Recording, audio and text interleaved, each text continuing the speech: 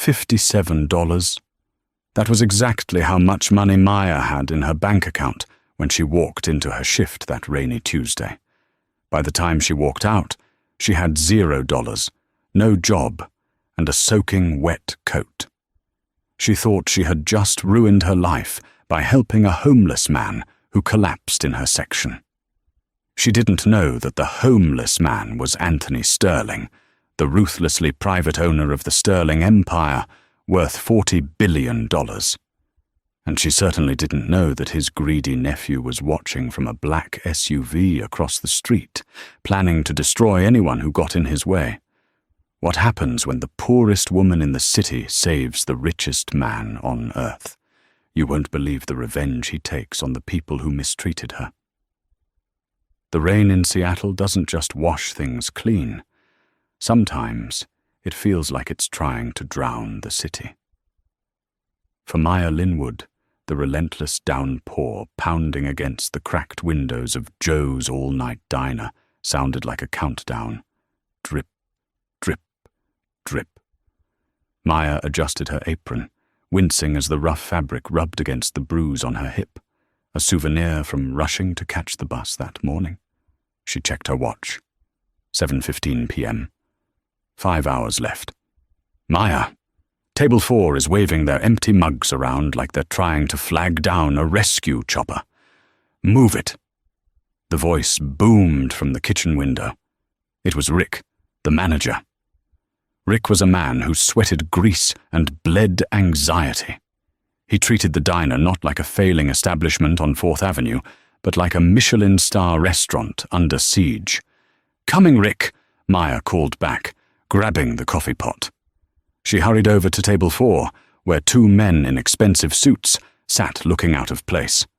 They were likely lawyers from the firm down the street, slumming it because the rain was too heavy to walk to the Italian place 3 blocks over. "Top off?" Maya asked, forcing a smile. One of the men didn't even look up from his phone. "About time, and bring the check. This place smells like old fry oil." Maya poured the coffee with a steady hand, despite the insult. "I'll grab that for you right away, sir." As she walked away, she heard the other man snicker. "Look at her shoes, Julian. Duct tape. I told you this place was a dump." Maya felt the heat rise to her cheeks. She looked down at her sneakers. The left sole was indeed held together by a strip of silver tape. She had meant to color it with a black marker so it wouldn't be noticeable, but she'd been too busy making sure her little sister, Lily, took her dialysis meds before school. Lily. The thought of her sister was the only thing that kept Maya from throwing the coffee pot at the wall. Lily was 19, brilliant, and dying. The kidney failure came out of nowhere 6 months ago. The medical bills from Seattle Grace Hospital were a mountain that grew taller every day. Maya was working double shifts here and cleaning offices on the weekends, but it was like trying to empty the ocean with a spoon. The bell above the diner door jingled violently as a gust of wind blew it open. The atmosphere in the diner shifted instantly. The customers, mostly tired locals and the 2 suits, looked up. Standing in the doorway was a figure that looked like he had been dredged up from the bottom of the Puget Sound. He was an older man, perhaps in his 70s, with a thick, matted grey beard and a heavy, soiled army jacket that dripped muddy water onto the linoleum floor. He was shivering so hard his teeth chattered audibly. "Hey!" Rick shouted from the back, wiping his hands on a rag. "No loitering. Kitchen's for paying customers only. Beat it, Pops." The old man swayed. He looked pale, his skin having a greyish, clammy tint under the harsh fluorescent lights. He took a shaky step forward, clutching his chest. "Please," the man rasped, his voice sounding like grinding stones. "Just a glass of water, just to take my pill." "Water costs money if you ain't buying food," Rick sneered, stepping out from behind the counter. He was a large man, imposing. "We aren't a shelter. Out." The two men in suits at table 4 watched with amusement. The one named Julian, a man with slicked-back blonde hair and eyes like a shark, laughed. "Go on, Rick. Toss him out before he infects the food." Maya froze. She looked at the old man. He wasn't just cold, he was in distress. His eyes were wide and unfocused. "Rick, he's sick," Maya said, her voice trembling slightly. "Look at him." "I don't care if he's the Pope," Rick snapped. "He smells like a sewer." "Maya, get back to your tables. If you serve him, it's coming out of your tips." Maya looked at her tips jar. She had made $12 so far tonight. She looked at the old man again. He stumbled, catching himself on the edge of the counter. "Do it!" her conscience screamed. Maya grabbed a clean glass, filled it with ice water, and grabbed a warm blueberry muffin from the display case. The last one. "Here," she said softly, guiding the old man to a booth in the back corner, away from the other customers. "Sit down, please." "Maya!" Rick roared. "I said no!" "Take it out of my pay," Maya shot back, surprising herself. She set the water and muffin down. Sir, are you okay?" The old man's hands were shaking so violently he couldn't hold the glass. Maya gently lifted it to his lips. He drank greedily, some water spilling into his beard. Then, with trembling fingers, he pulled a small, battered tin from his pocket, popped a nitro pill, and placed it under his tongue. He closed his eyes, leaning his head back against the cracked red vinyl of the booth. "Thank you," he whispered after a long moment. He opened his eyes. They were a piercing, startling shade of blue, intelligent, sharp, and totally at odds with his ragged appearance. "You didn't have to do that, miss." "My name is Maya," she said, lowering her voice so Rick wouldn't hear. "And yes, I did. You're soaking wet. Do you have a place to go tonight?" The man looked at her, studying her face, as if memorizing it. I am currently between accommodations." "Here," Maya said. She reached into her apron pocket and pulled out her tips, the $12. It was supposed to be her grocery money for the week. She shoved it into the old man's hand. "It's not much, but there's a hostel on 2nd and Pike. This might get you a bed." The man looked at the crumpled bills. His hand closed over them slowly. "You are giving me your money? You have tape on your shoes, Maya." Maya smiled sadly. "Shoes don't keep you warm at night. Go there after you eat the muffin, before the manager calls the cops." Suddenly, a loud crash echoed through the diner. "Oops," said the man named Julian. He had deliberately knocked his coffee mug off the table. It shattered into a dozen pieces. "Waitress!" Julian barked, snapping his fingers. "Clean this up, and get this bum out of my line of sight. I'm trying to eat a steak here."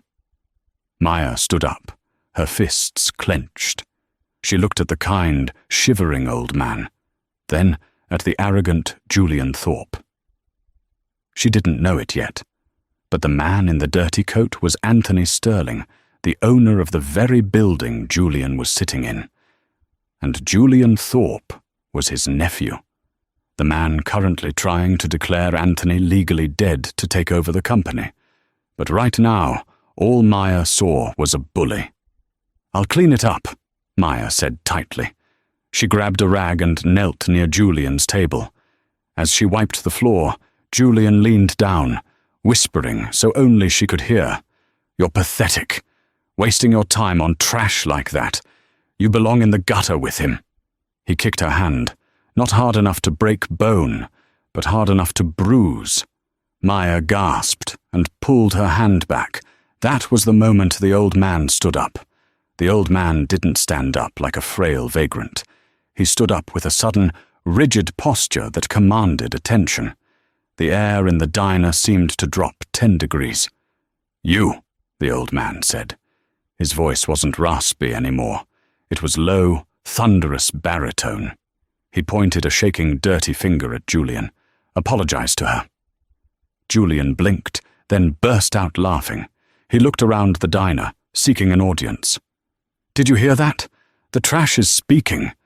You want me to apologize to the help?" "She is not the help," the old man said, stepping out of the booth. He moved with a strange determination, though his legs were clearly weak. "She is the only person in this room with a soul. Apologize. Now." Rick came storming out of the kitchen, wielding a spatula like a weapon. "Okay, that's it. Party's over. Pops, get out before I throw you out physically." Anthony, though no one knew his name yet, ignored Rick completely. He kept his blue eyes locked on Julian. Julian stood up, towering over the old man. Julian was 35, fit from hours at an executive gym, and radiated aggression. "Sit down, old man, before you break a hip." He reached out and shoved Anthony in the chest. It wasn't a hard shove, but Anthony was in the middle of a cardiac event. He stumbled back, his legs hitting the booth seat, and he collapsed to the floor, clutching his left arm. "Oh my God!" Maya screamed. She dropped her rag and sprinted to him. "Sir! Sir!" She fell to her knees beside him. Anthony was gasping for air, his face turning a terrifying shade of purple.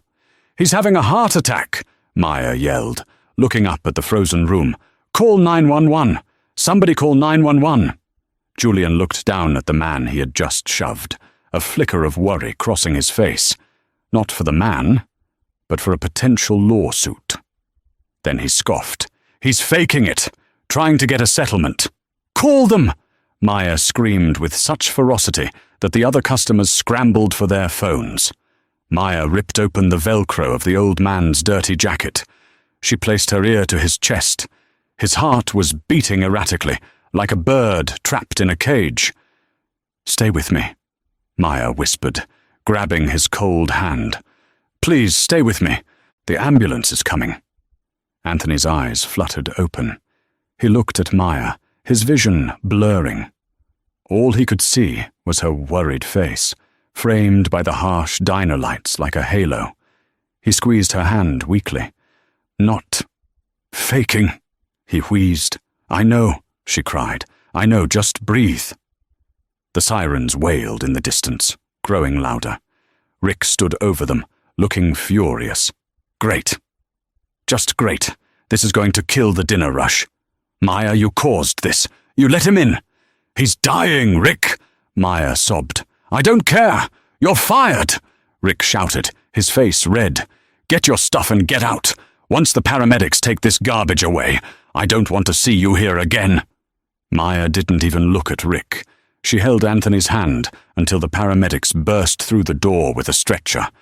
They swarmed the old man, hooking him up to monitors, shouting medical jargon. As they lifted him onto the stretcher, one of the paramedics asked, "Does he have any family? Identification?" Maya shook her head. I don't know. He just came in for water." The paramedic nodded and rushed Anthony out into the rain.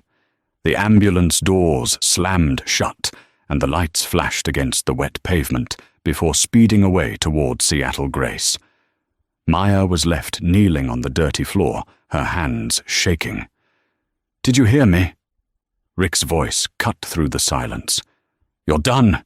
Hand over your apron." Maya slowly stood up. The adrenaline was fading, replaced by a cold, crushing reality. She looked at Julian, who was calmly finishing his steak. He didn't even look up. She untied her apron, let it drop to the floor, and grabbed her coat. She walked out into the rain without a word. The walk to the bus stop was miserable. The rain soaked through her thin coat in seconds. She had no job. She had given away her last $12. She had to go home to Lily and tell her that they might be evicted next month. Maya sat on the bench, putting her head in her hands, and wept. 3 days later, the beep of the heart monitor was steady. Anthony Sterling opened his eyes. He was in a private suite at Seattle Grace, the VIP wing. The sheets were Egyptian cotton, The air smelled of expensive sanitizer and fresh lilies. He tried to sit up, but a firm hand pushed him back gently. "Easy, Anthony. You had a massive myocardial infarction. You're lucky to be alive." Anthony turned his head. Sitting in the leather armchair next to his bed was his personal attorney and oldest friend, Benjamin Croft. "Ben," Anthony croaked. "How long?" 3 days in a coma," Ben said, closing a file folder.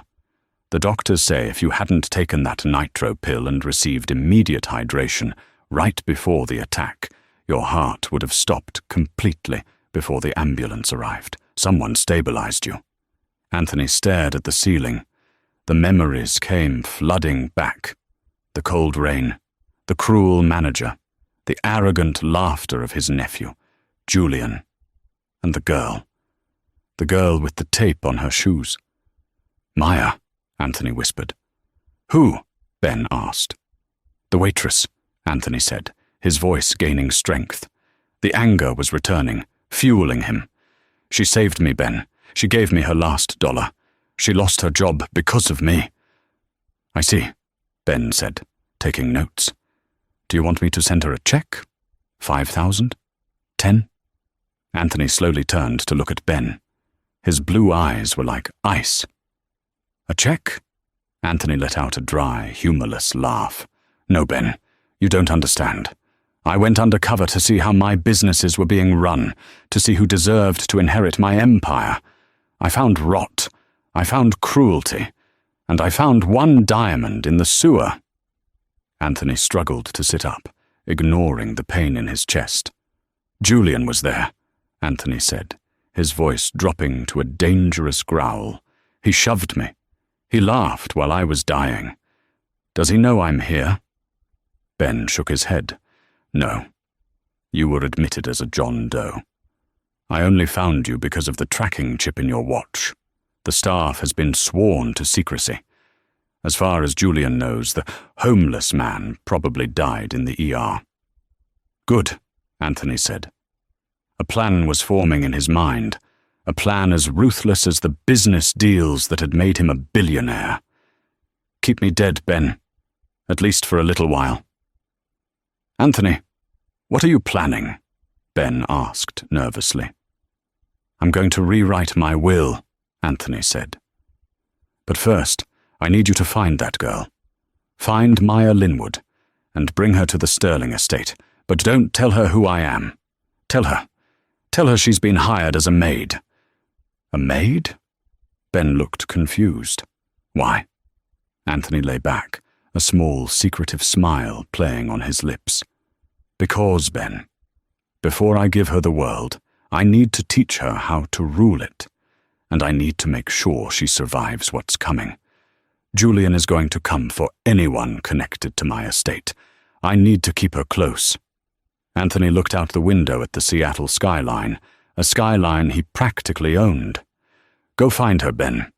The game begins now." 4 days after being fired, Maya sat at her small, wobbly kitchen table, staring at an eviction notice. The bright red stamp, "Final Warning," seemed to pulse like a migraine. Her apartment, a basement unit in a rundown complex that always smelled faintly of mildew, was freezing. The landlord controlled the heat, and apparently he didn't believe in it in October. In the next room, she heard the rhythmic whoosh click of Lily's home dialysis machine. Lily had been too tired to go to school today. "Maya," Lily called out weakly. "Is it cold in here, or is it just me?" Maya choked back a sob, forcing a cheerful tone. "It's just the building, sweetie. I'll bring you another blanket." Maya grabbed the comforter off her own bed and wrapped it around her shivering sister. Lily looked so small, her skin pale and translucent. "Did you get paid from the cleaning job yet?" Lily asked, her eyes shadowed. "Tomorrow," Maya lied. She hadn't been paid because the cleaning agency had ghosted her. She had 75 cents to her name. Maya went back to the kitchen, despair clawing at her throat. She was going to have to take Lily to a shelter. How would they plug in the machine at a shelter? Knock, knock. Maya jumped. It was 8 p.m. It was probably the landlord coming for the rent. She opened the door a crack, ready to beg for more time. But it wasn't the landlord. Standing in the dimly lit hallway was a man in a charcoal grey suit that probably cost more than Maya's car. He carried a leather briefcase and had a stern, professional demeanour. "Miss Maya Linwood?" "Yes," Maya said warily. "My name is Benjamin Croft. May I come in? I have a business proposition for you." Maya hesitated. He didn't look dangerous, just intensely corporate. "I don't have any money for whatever you're selling." "I'm not selling anything, Miss Linwood. I'm hiring."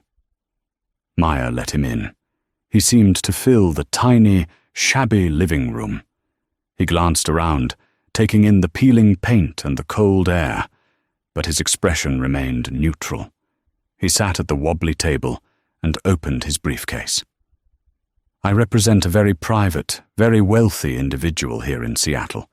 They are in immediate need of a live-in staff member for their estate. General housekeeping, some light assistance." "Why me?" Maya asked, suspicious. "I've only ever worked in diners and office buildings." "My client values discretion and character above a resume," Ben said smoothly. He slid a piece of paper across the table. It was a contract. "The position pays $35 an hour, room and board included, full medical benefits, effective immediately, for you and any dependents." Maya stared at the number. $35 an hour. Medical benefits. It would save Lily's life. "What's the catch?" Maya whispered. "Two catches," Ben said. "First, total confidentiality. You sign an NDA that is ironclad. You talk about the client or what you see in the house to anyone. Press, family, friends, and you will be sued into oblivion. Second, you start tonight. Pack a bag." "Tonight? But my sister." "Bring her," Ben said. "The estate has a guest wing. She will be comfortable there." It sounded too good to be true. It sounded like the setup to a horror movie. But then she heard Lily cough in the other room, a deep, rattling cough that shook the thin walls. Maya grabbed the pen. "Where do I sign?" 2 hours later, Maya and a bewildered Lily were in the back of a black Lincoln Town car, watching the city lights fade behind them. They drove north, past the suburbs, into an area where the driveways were a mile long and hidden by massive iron gates. The car turned into a private road, marked Sterling Estate. Private Drive. Maya gasped as the mansion came into view. It was immense, a sprawling Gothic stone structure illuminated by floodlights, looking like something out of a brutal fairy tale. It was beautiful, but cold. "Welcome to Sterling Manor," Ben said from the front seat. They were ushered inside by a stern, unsmiling head housekeeper named Mrs. Higgins, who looked at Maya's worn-out duffel bag with distaste. "You will wear the uniform at all times," Mrs. Higgins snapped, handing Maya a grey dress and white apron. "No personal calls during work hours. The East Wing is strictly forbidden. If I catch you past the library doors, you will be terminated immediately. Do you understand?" "Yes, Mum," Maya said, feeling overwhelmed. They were shown to a room on the ground floor. It was bigger than Maya's entire apartment, with 2 soft beds and its own bathroom. Lily immediately crawled into one of the beds, looking relieved. "It's like a hotel, Maya," Lily whispered. "It's better than a hotel, Lil. It's safety." Maya didn't sleep that night. The silence of the massive house was heavy. She felt watched. 4 floors above her, in a sealed-off medical suite in the forbidden East Wing, Anthony Sterling watched a bank of monitors. One screen showed Maya sitting on the edge of her bed, alert and anxious. Anthony was sitting up in bed, color returning to his cheeks. He pressed an intercom button connected to Ben's earpiece downstairs. "She's here," Anthony said, his voice raspy but satisfied. "She is, Anthony," Ben replied softly. "Are you sure about this? She's terrified." "Good," Anthony said. "Terror keeps you sharp. Tomorrow, we see if she can handle pressure. And Ben, make sure Julian knows I'm unavailable. Let my hungry nephew come sniffing around." Anthony leaned back, watching the small, brave woman on the screen. Let the games begin. The Sterling Empire headquarters was a glass monolith in downtown Seattle, a testament to Anthony Sterling's dominance.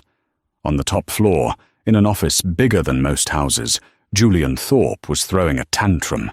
"What do you mean you can't access the Cayman's accounts?" Julian shouted, slamming his fist onto the mahogany desk. The trembling accountant adjusted his glasses. "Sir, Mr. Sterling has dual authentication protocols on everything.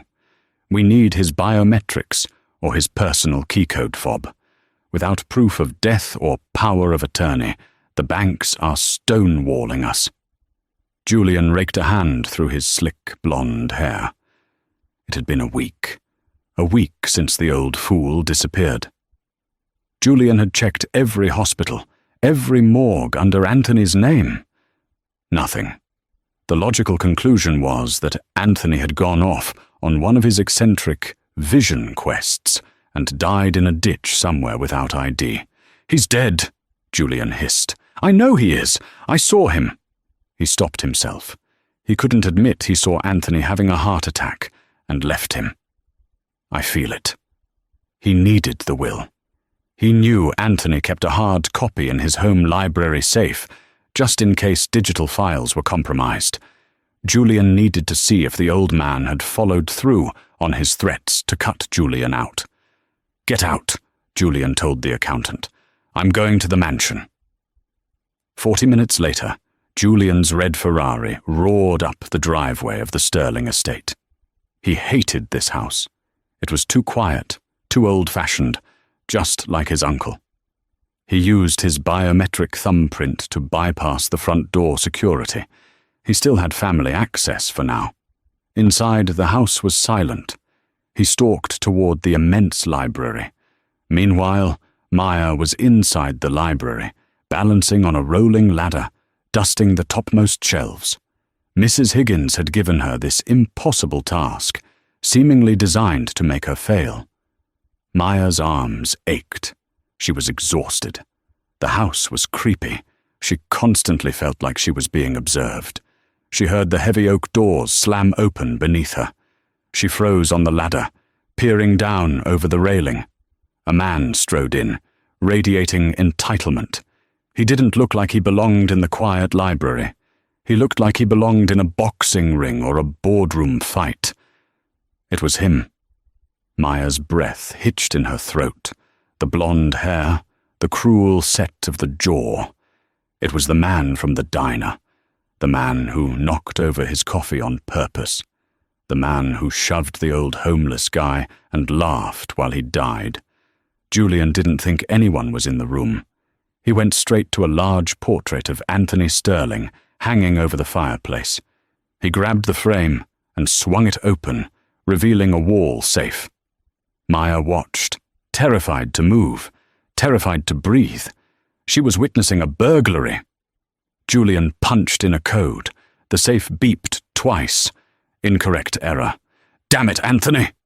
Julian cursed loudly, kicking the fireplace hearth. "You senile old bat! You changed the code!"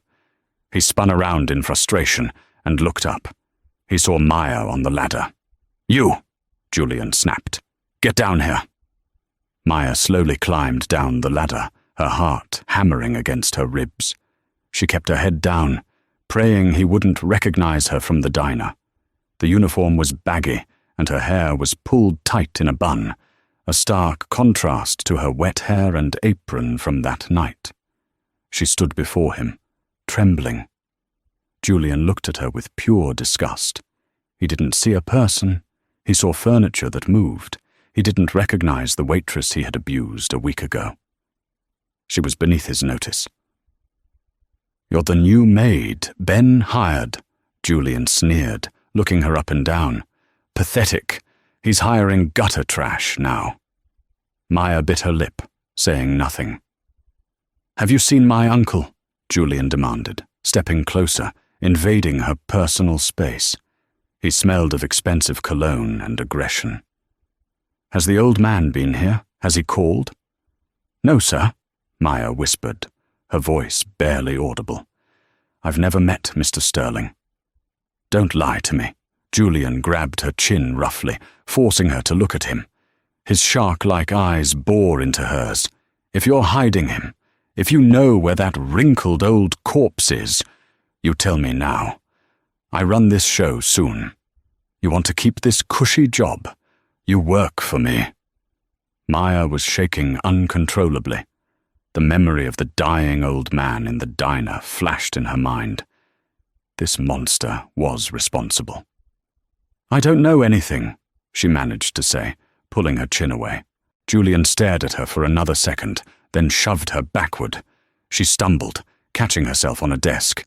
"Useless," Julian spat. "Just like the rest of them. Get out of my sight. If I see you lurking around when I'm here, I'll have you thrown out on the street before you can steal the silverware." He turned his back on her, returning his attention to the stubborn safe. Maya fled the library, her heart breaking. She ran to her room and locked the door, collapsing onto her bed. She was trapped in a house with a psychopath who was looking for the man he might have killed. And upstairs, hidden in the shadows of the East Wing, Anthony Sterling slammed his fist on the armrest of his chair as he watched the monitor. "Did you see that, Ben?" Anthony snarled into the air. He put his hands on her, again. Ben Croft's voice came over the intercom. "I saw, Anthony. Julian is getting desperate." "He's going to get worse," Anthony said, his blue eyes cold with fury. "It's time to turn up the heat. Tomorrow, we give Maya the keys to the kingdom, and we see if Julian tries to kill her for them." The following Tuesday brought the crisis Maya had been dreading. It started with a phone call while she was polishing silver in the dining hall. It was the private school nurse. Ben had enrolled Lily in a top-tier academy as part of the employment package. "Miss Linwood, it's Lily." She collapsed in the hallway. Her blood pressure plummeted. "The ambulance is taking her to Seattle Grace right now." Maya dropped the silver platter. It clanged loudly against the floor, the sound echoing through the empty mansion. "I have to go," she gasped to Mrs. Higgins. "Go," Mrs. Higgins said, her stern face softening for the first time. "Take the staff car." Mr. Croft left the keys. Maya drove like a maniac. When she arrived at the ER, the scene was chaotic. Doctors were swarming around Lily. "She's stabilizing," the doctor told Maya in the waiting room an hour later, looking grim. "But her kidneys are shutting down faster than we anticipated. She needs a transplant, Maya. Not in a year. Not in a month. Now. We have a potential match in the registry, but the surgery is considered elective by your temporary insurance until the probationary period is over in 30 days. The deposit required to book the OR and the surgeon is $50,000 up front. 50,000. Maya felt the room spin. But Mr. Croft said we had full medical coverage. "There's a waiting period for major surgery," the doctor said apologetically.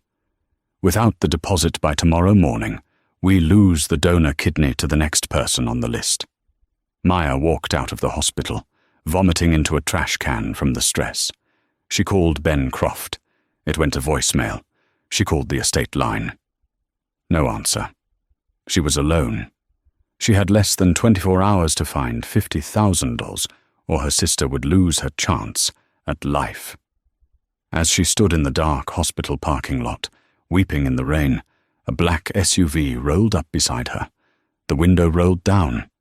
It was Julian Thorpe. He wore a smirk that didn't reach his eyes. "Rough night, Maya?" Maya wiped her eyes, stepping back. "Leave me alone." I hear things, Julian said, opening the door and stepping out. He leaned against the car, lighting a cigarette. I have friends on the hospital board. I know about your sister. Sad thing. 19, right? What do you want? Maya hissed. I want to help, Julian said. He reached into his jacket pocket and pulled out a thick envelope. He fanned it out. It was cash, stacks of hundreds. There's 10,000 here. I can wire the other 40,000 to the hospital in 5 minutes. Maya stared at the money. It was salvation. It was Lily's life in his hands. What do I have to do? She asked, her voice trembling. Julian smiled, a predator sensing a kill. Simple. You work in the house. You have access to keys. My uncle has a private study in the East Wing. Ben Croft has it locked down. I need you to open it for me tonight. I need to find a specific document. A blue folder. You let me in, I get the folder, you get the kidney. It was betrayal. It was a crime. Anthony Sterling, whoever he was, had given her a home. Ben had given her a job. But Lily was dying. Tonight? Maya whispered. Midnight, Julian said. I'll be at the service entrance.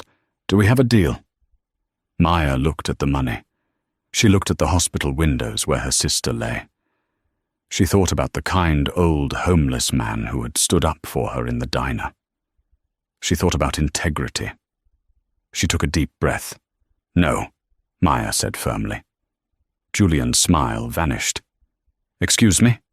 No, Maya repeated, louder this time. I won't steal for you. I won't betray Mr. Croft. Keep your blood money.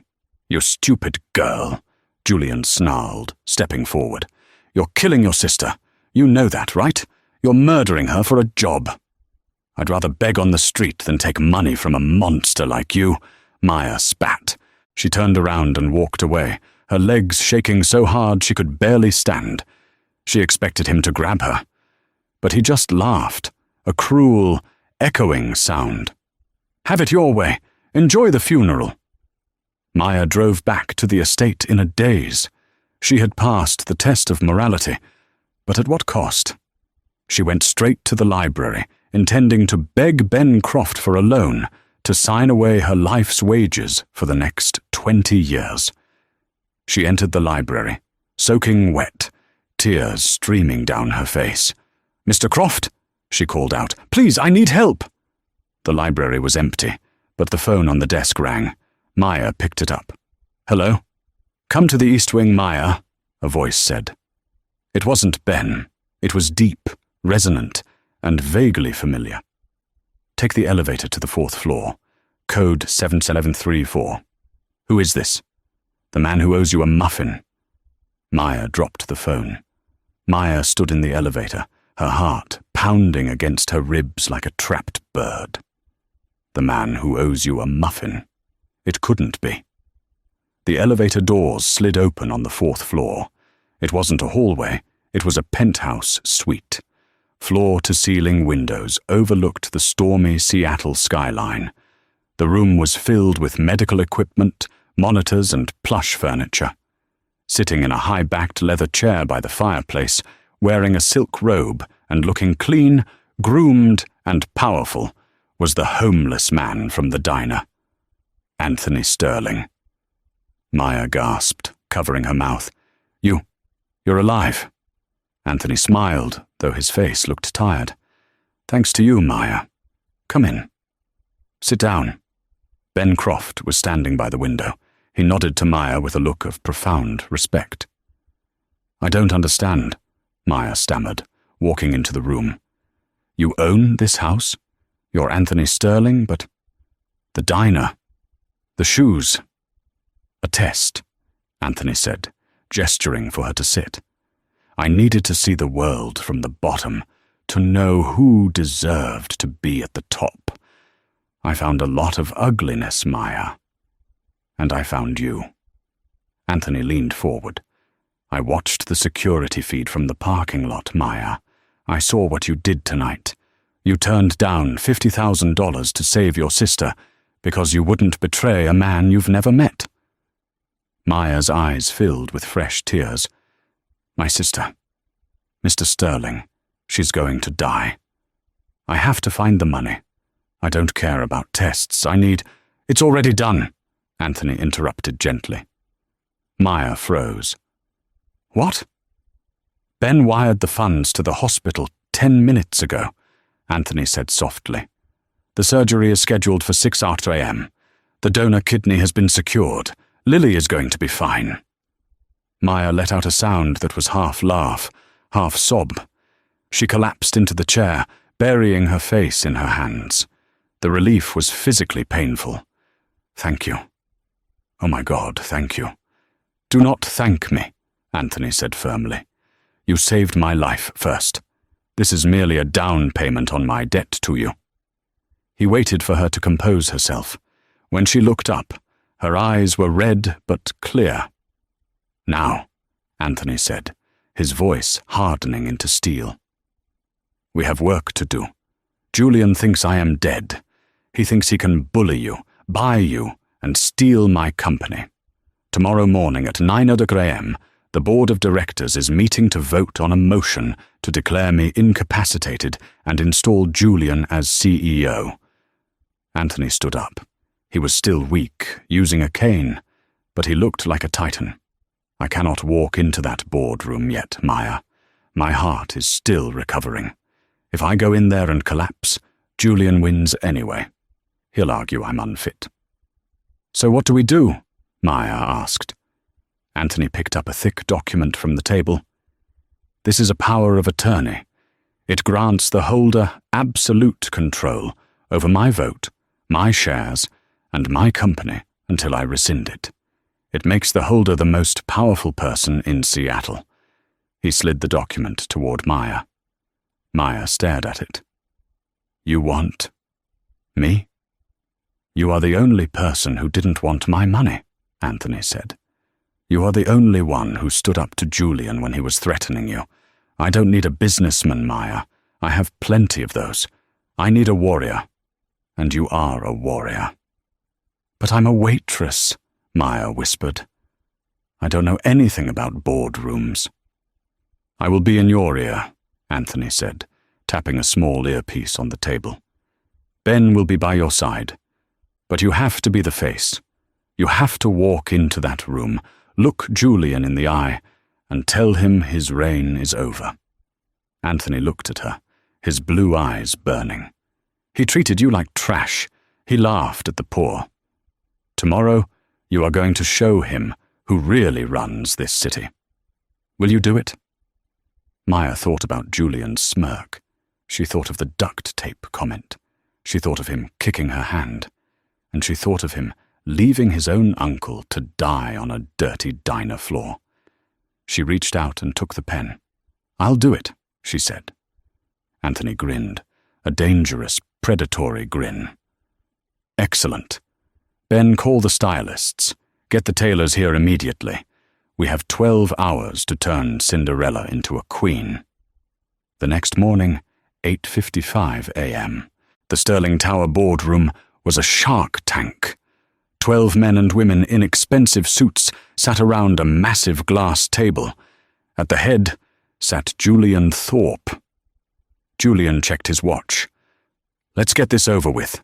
My uncle has been missing for 2 weeks. The police have no leads. The company needs leadership. I move to assume the role of interim CEO, effective immediately. Seconded, said a man to his right, one of Julian's cronies.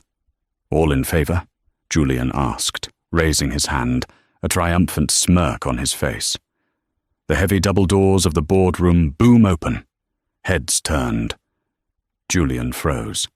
Walking into the room was not Anthony Sterling. It was a woman.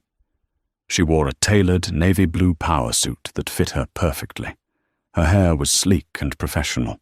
Her heels clicked sharply against the marble floor with a rhythm of war. It was Maya, but not the Maya from the diner. She radiated confidence, though inside she was terrified. Who are you? Julian stood up, confused. You're the maid. Maya stopped at the opposite end of the table. She placed a leather portfolio on the glass. "Sit down, Julian," Maya said, her voice clear and steady. "This is a closed meeting," Julian shouted. "Security!" "Security works for me now," Maya said calmly. She slid the document down the table. "As of midnight last night, Anthony Sterling has appointed a proxy to manage his affairs. I am the acting chairwoman of Sterling Industries." The room erupted in gasps. Julian turned pale, then red. "That's a lie!" Julian screamed. "She's a waitress. She's a fraud. My uncle is dead." Maya touched her ear. She heard Anthony's voice from the penthouse, calm and guiding. "Tell him to look at the signature, Maya. Tell him to look at the date." "The signature is verified," Maya said, staring Julian down. "And unlike you, Julian, I didn't leave him to die on the floor of Joe's diner." The room went deadly silent. "Now," Maya said, pulling out the chair at the head of the table, opposite Julian. "We have some changes to make, starting with your employment." The silence in the boardroom of Sterling Industries was heavy enough to crush a man, and right now it was crushing Julian Thorpe. "You're fired," Maya said. The words hung in the air, simple and devastating. Julian let out a strangled laugh. He looked around at the board members, his face twisting into a mask of incredulity. "You're listening to this? This is a joke. She's a waitress. She served me coffee a week ago. She probably forged that signature." The signature was notarized by Benjamin Croft, who is standing right outside, Maya replied, her voice steady. She could hear Anthony breathing in her earpiece. "He's going to lunge, Maya. Be ready," Anthony warned gently. "I don't care about Ben," Julian roared, slamming his hands on the table. "My uncle is dead. I am the heir. I am the blood relative. You are nobody." Julian pointed a shaking finger at the board members. "If you side with this peasant, I will sue every single one of you. I will burn this company to the ground before I let a maid run it." Maya stood up slowly. She wasn't intimidated anymore. She looked at Julian and saw him for what he was. A small, scared boy in a suit. "You keep talking about your uncle," Maya said, walking around the table. "You keep talking about how much you deserve this company. But you don't care about Anthony Sterling. You never did." "I loved him," Julian lied, his eyes darting around. "Is that so?" Maya reached into her pocket and pulled out a USB drive. She plugged it into the presentation laptop connected to the massive screen behind her. "What is this?" Julian sneered. "Anthony Sterling didn't just survive the heart attack, Julian," Maya said, her voice dropping to a whisper that echoed in the room. "He bought the diner, and he bought the security footage." Julian went white. Maya hit the spacebar. On the giant 8K screen, the grainy footage of Joe's diner played. Everyone watched in stunned silence. They saw the homeless man shivering. They saw Maya give him her food and money. And then they saw Julian. They saw Julian mock the old man. They saw Julian kick Maya's hand. And then the gasp went through the room as they saw Julian shove the old man. "Sit down, old man, before you break a hip." Julian's voice from the video was clear. They watched Anthony collapse. They watched Julian laugh. They watched him sit back down to eat his steak while Maya screamed for help. "You didn't just leave him," Maya said, turning to face Julian, whose back was against the wall now. "You triggered the attack, and then you sat there and hoped he would die so you could inherit this room." The board members were on their feet. Disgust was written on every face. "Murderer," one of the directors whispered. "It's out of context," Julian screamed, sweat pouring down his face. "He was a bum. I didn't know it was him. It's a trick." "It doesn't matter who he was," Maya said coldishly. "You treat people like trash because you think you're above them." That is why you will never run this company." "You can't do this!" Julian lunged toward her, his face purple with rage. "Give me that drive!" The doors swung open again. "She doesn't have to do anything, Julian." The voice stopped Julian in his tracks. He froze, his eyes widening in horror. He slowly turned toward the door. Anthony Sterling walked in. He was leaning on a cane, and Ben Croft was beside him. But he looked very much alive. He wore a tuxedo, looking every inch the billionaire he was. "Uncle," Julian whispered, his voice trembling. I thought—" "You thought I was dead," Anthony said, limping closer. The sound of his cane hitting the marble floor was the only sound in the room. Clack, clack, clack. Anthony stopped inches from Julian's face. The height difference was negligible, but Anthony seemed to tower over him. "I was dead for a few minutes," Anthony said, "but that peasant brought me back while you ate your steak." "Uncle, please," Julian began to sob, reaching out. "I didn't know. I was stressed. I can explain." Anthony slapped Julian's hand away. "You are done, Julian. You are removed from the board. You are removed from the will. And Ben has already called the police. Assault, negligence, and attempted embezzlement from the accounts last night." 2 security guards, men Julian had employed for years, stepped forward. They didn't look at Julian with respect anymore. They grabbed his arms. "Get your hands off me!" Julian shrieked as they dragged him towards the door. "This is my company. I am a Sterling. You can't do this to me!" "You aren't a Sterling," Anthony called out as Julian was hauled into the hallway. "Not anymore." The doors closed, silencing Julian's screams.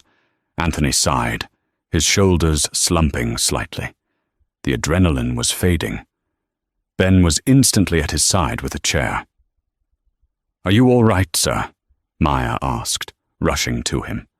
Anthony looked up at her and smiled. It was the same warm smile from the diner, the one he gave her when she offered him the muffin.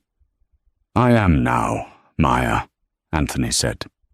He looked at the stunned board members. "Ladies and gentlemen, I apologize for the deception, but it was necessary to cut out the cancer in this family." He took Maya's hand and raised it. "I am officially stepping down as CEO to focus on my health," Anthony announced. "Effective immediately, the Sterling Foundation and all its charitable assets will be managed by Maya Linwood, and she will hold a permanent seat on this board as my proxy." The board members, realizing which way the wind was blowing, broke into applause. Maya stood there, the waitress with the duct-taped shoes, holding the hand of the billionaire. She wasn't just surviving anymore. She had won.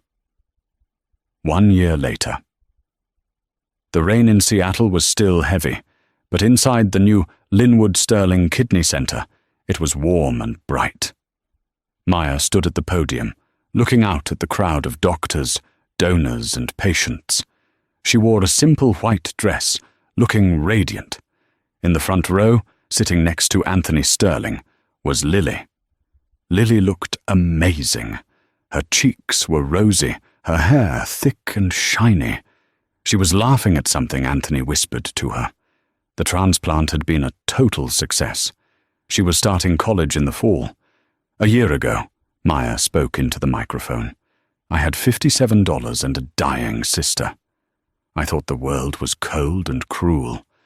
I thought that rich men didn't care about poor waitresses." She smiled at Anthony, who dabbed his eyes with a silk handkerchief.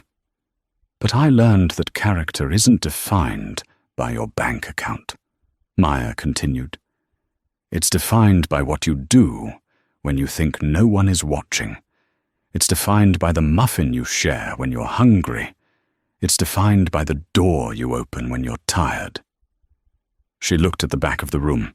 A plaque on the wall read, "Dedicated to the kindness of strangers."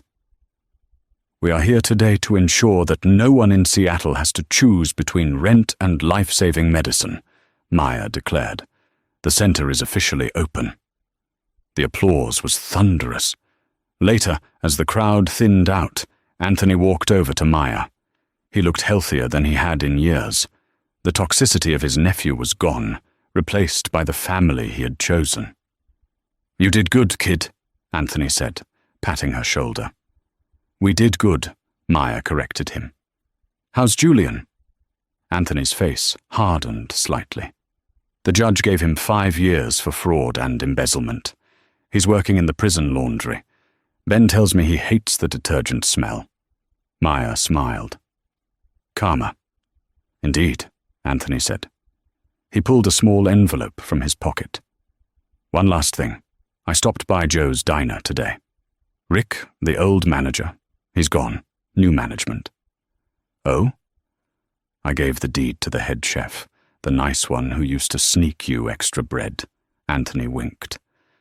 "But I saved this for you." Maya opened the envelope. Inside was a crisp $20 bill. "What's this?" "I borrowed $12 from you," Anthony grinned. "Consider this the interest." Maya laughed, hugging the old man tight. She looked out the window at the rain. It didn't look like a countdown anymore. It looked like life washing the world clean, ready for a new beginning. Wow, what a journey. From a waitress with tape on her shoes to the head of a massive foundation, Maya proved that kindness really is the most powerful currency in the world. It's crazy to think that one small act, giving a muffin and a glass of water, changed the course of history for everyone in that room. It makes you wonder, doesn't it? How many times do we walk past someone in need because we're too busy or too broke? And how different would the world look if we acted like Maya, even when we had nothing left to give? I want to know what you think. If you were in Maya's shoes, standing in that hospital parking lot with Julian offering you $50,000 to betray your boss, would you have taken the money? Be honest. Let me know in the comments below. If this story moved you, please hit that like button. It really helps the channel grow and lets me know you want more stories like this. And don't forget to subscribe and ring the bell so you never miss a twist. Thanks for watching, and remember, be kind. You never know who you're really talking to. See you in the next one.